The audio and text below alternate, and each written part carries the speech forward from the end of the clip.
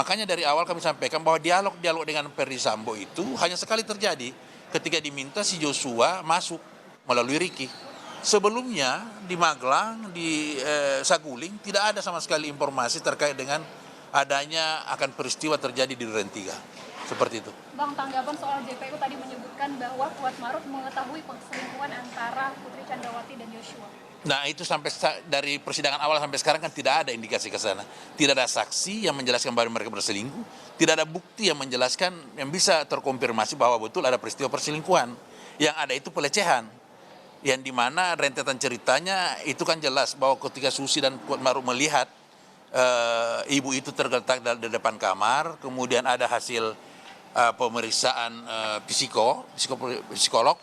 Nah, itu kan rangkaian yang bisa membuktikan bahwa betul ada terjadi pelecehan. Nah, hal seperti itu yang kita sampaikan. Ada lagi, Mas? Cukup? Oke. Ya, makasih Mas ya. Terima kasih.